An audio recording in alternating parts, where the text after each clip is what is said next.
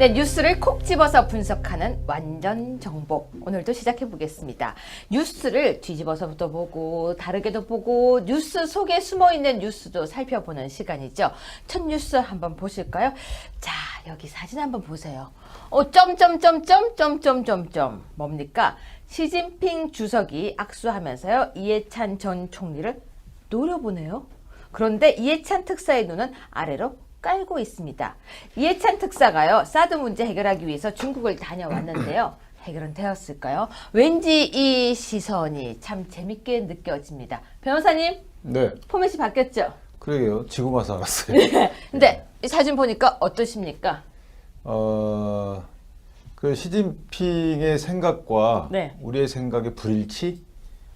불일치? 네, 네. 불일치를 극명하게 보여주는 사진이죠. 네. 그러니까 시진핑 주석이나 중국 국민들은 우리를 예전에 속국 정도, 네. 자기들의 말하면 말하는 대로 듣는 이 정도로 보고 있는데 우리는 사실 대등한 관계로 보고 있잖아요. 네. 근데 실상은 저렇다는 거죠, 중국에 가면. 자, 그런데요, 사드 문제 해결되었습니까?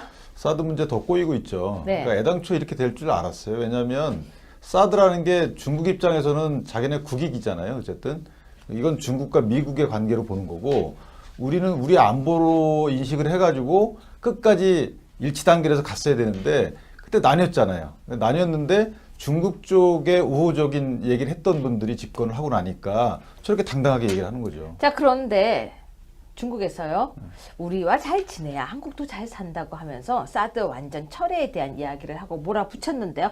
협박 아닙니까? 협박일 뿐만 아니고 저는 저 사진을 보면서 옛날 우리와 중국의 역사 네. 또는 그 역사를 토대로 우리를 평가하는 시진핑의 역사 우리 대한국관 네. 이런 걸 읽을 수 있는 거예요. 왜냐하면 식당 이름 같아요. 대한국. 아니 옛날에 저 시진핑이 그랬잖아요. 네. 미국의 트럼프 대통령한테 우리와 대한민국 그 역사는 마치 우리 조공을 바치던 한때가 있었다. 이런 말을 했던 부분이 그대로 반영된 거예요. 그러니까 사드 같은 경우에도 야 너네 우리하고 잘 지내야지. 옛날 생각해봐. 너 언제나 우리하고 지냈지. 근데 언제부턴가 도 미국하고 지내기 시작했는데 그건 이제 떨쳐버리고 와.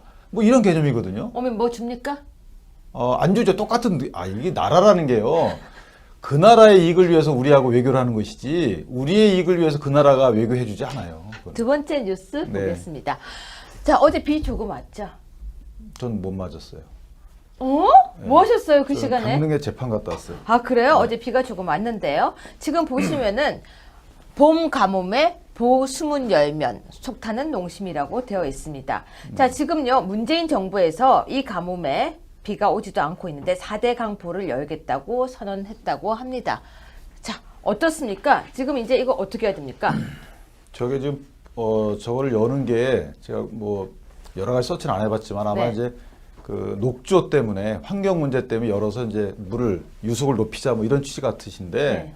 근데 사실 저게 이 보라는 게 4대강 사업이 원래부터 취지대로 됐는지 안 됐는지 잘 떠나서 거기에 또 부작용이 있는지를 떠나서 원래는 저기잖아요. 이 가뭄 해소하고 그다음에 뭐죠? 이렇게 비만이 와서 홍수 네. 이런 거 예방하는 목적이 있잖아요. 네. 4대강 사업이라는 게. 자, 그러면 그 장점이나 원래 그 의도했던 목적이 얼마큼 달성되는지 하고 그다음에 부작용하고 좀 비교를 해보고 나서 결정했어야 되는데 저 부분은 지금 녹조 해소에 중점을 둔 거란 말이에요. 일방적으로.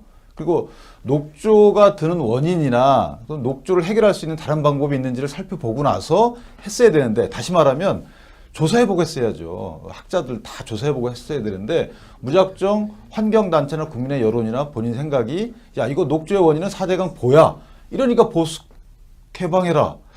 저는 좀 너무 급하지 않나 이런 생각을 해봤어요. 좀 급하죠. 급하죠. 세 번째 뉴스 보겠습니다. 혹시 드론 가지고 놀아보셨습니까? 아니요. 전 기계치예요. 전 집에 드론이 좀 많습니다. 네. 근데요, 북한에서 드론을 통해서 1시간 내에 서울의 생화학 공격이 가능하다라는 주장이 나왔습니다. 보시면요, 북한에서 만약에 유사시에 드론을 띄울 경우에 한국의 대규모 생화학 공격도 할 수 있다는 내용인데요. 지금 외신에서는 보도를 그렇게 하고 있습니다. 드론이요, 생각보다 되게 다양해요. 2, 3년 전인가 2년 전에요. 드론이 우리나라에 들어와서 계속 문제가 있다. 북한에서 드론을 보낸다는 얘기가 있었는데 드론 보신 적은 있으시죠? 네, 봤죠. 똥파리 크기부터 시작해서요. 똥파리. 정말- 똥파리가 이만해요? 똥발이 요만해요. 정말 큰 네, 것까지 있는데, 네. 진짜 조그만 드론도 있어요. 근데 진짜 큰 것까지 있는데 카메라도 장치가 가능하고요. 드론 배에 넣고 있다가 탁 풀어뜨릴 수도 있고요. 위에서 공중 촬영도 할 수 있어요. 근데 그 드론이 밑에서 작동을 하면 위에서 생각보다 굉장히 성능이 좋은데 정말 생화학 공격하면 어떻게 되는 거예요?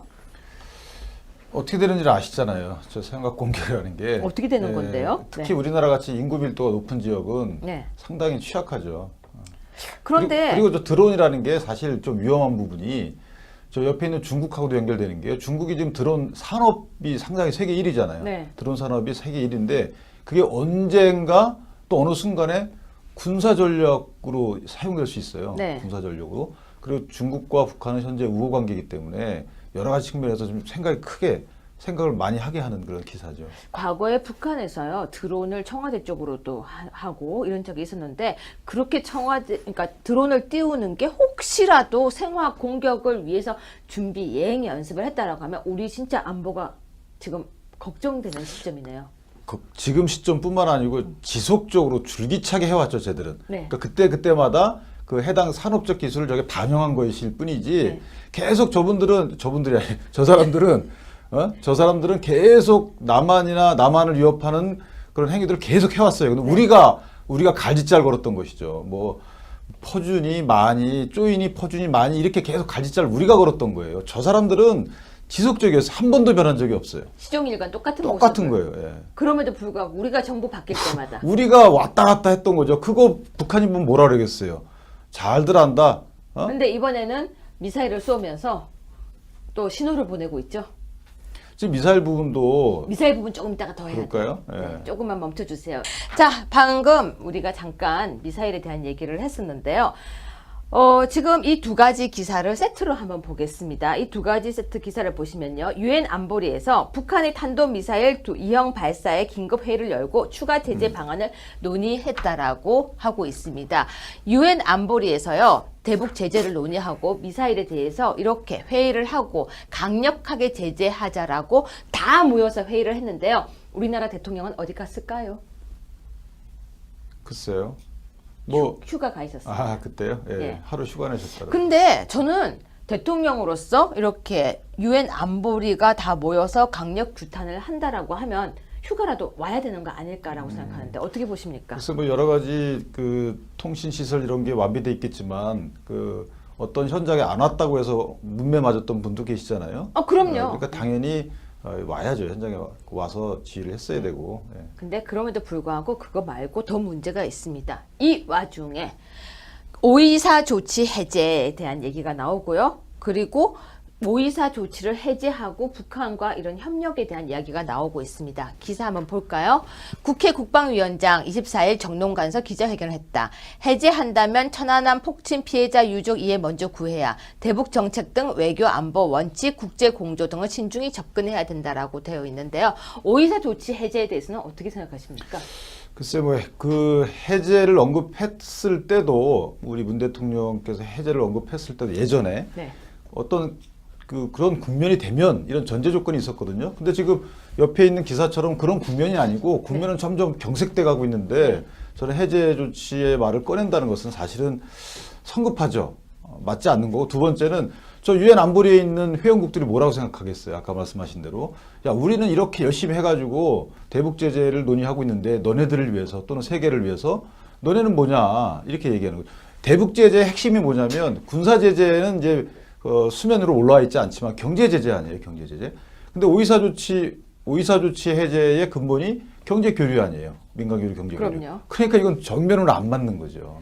그런데 이제 아마도 만약에 5.24 조치를 갑자기 하려고 한다거나 아니면 정말 대북에 뭔가 물자를 주려고 자꾸 한다면 국민들도 그 부분에 대해서는 좀 목소리를 내지 않을까요? 저는 국민들이 목소리를 내기 이전에 우리 정치하시는 분들이 대북 기조를 딱 세웠으면 그걸 정권을 떠나서 일관되게 가야 된다고 생각을 해요. 왜냐하면 이게 처음 기조 세우고 나서 북한이 거기에 대한 반응을 우리가 못 본 게 아니잖아요. 네. 지속적인 아까 보시면 미사일 발사했지, 그다음에 뭐 생화학 공격 위험성 있지. 지속적으로 똑같은 그 사람들은 똑같은 입장을 취하고 있어요. 그런데 네. 우리는 자 그런 북한의 반응을 봤으면 이제는 진보건 보수건 간에 똑같은 자, 너네 안 변하면 우리도 끝까지 간다. 이걸 보여줘야죠. 그래야 저들이 변하는 거지. 우리는 기조가 똑같지 않은데 저들이 우리 갖고 놀지. 예? 우리 입장을 들어서 야 그래 내가 군축해줄게 이렇게 하겠습니까? 절대 안 해줍니다. 변호사님 오늘 이렇게 포맷 바꿔보니까 어떠십니까? 지금 이렇게 당황스러워요. 붙여놓고 이야기하니까 어떠십니까? 근데 하나 이제 이 패널이 준비 없이 와가지고 한다는 부분 네. 당황스러운데 좋아요. 그때 이제 이슈들을 공부를 더 많이 하고 오셔야 됩니다. 그러게요. 예. 모든 이슈 공부를 하셔야 됩니다. 다음 주부터는 월요일인 거 아시죠? 네, 준비하겠습니다. 네, 원래 오늘 더 많이 물으려고 했는데 오늘 당황해 하시는 것 같아서 여기서 그러게요. 마무리하겠습니다. 다음 주에 뵙겠습니다. 네, 감사합니다. 대로 됐는지 안 됐는지 다 떠나서 거기에 또 부작용이 있는지를 떠나서 원래는 저기잖아요. 이 가뭄 해소하고 그다음에 뭐죠? 이렇게 비만이 와서 홍수 네. 이런 거 예방하는 목적이 있잖아요. 네. 4대강 사업이라는 게.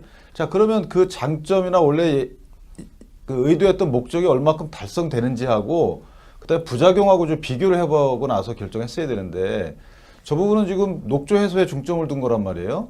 일방적으로.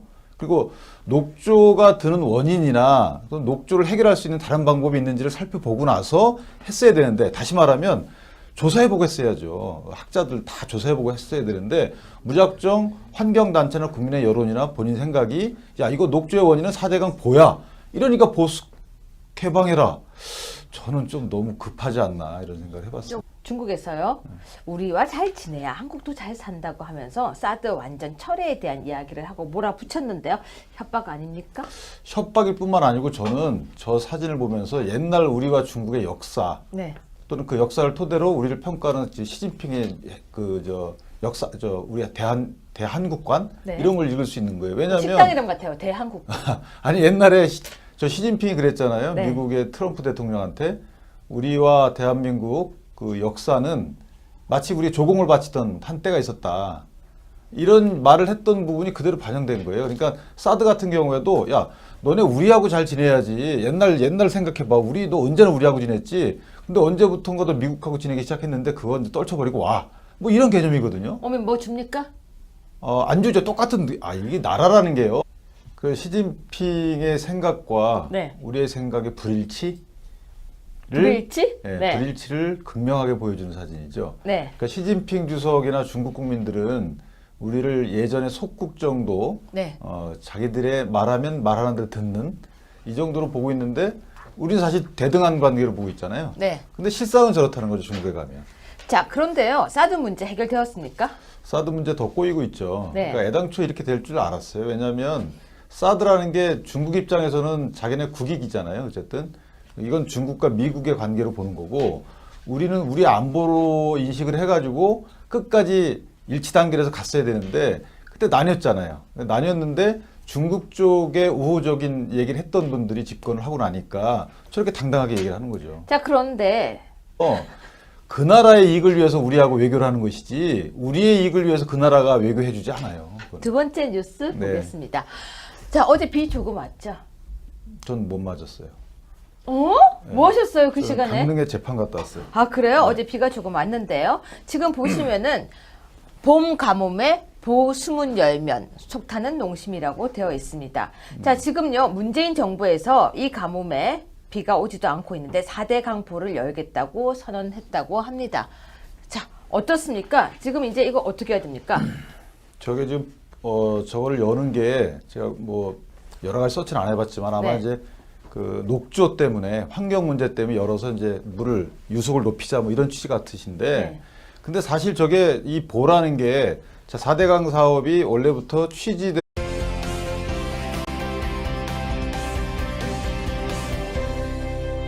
네, 뉴스를 콕 집어서 분석하는 완전 정보. 오늘도 시작해 보겠습니다. 뉴스를 뒤집어서부터 보고 다르게도 보고 뉴스 속에 숨어 있는 뉴스도 살펴보는 시간이죠. 첫 뉴스 한번 보실까요? 자, 여기 사진 한번 보세요. 점점점점 뭡니까? 시진핑 주석이 악수하면서요. 이해찬 전 총리를 노려보네요. 그런데 이해찬 특사의 눈은 아래로 깔고 있습니다.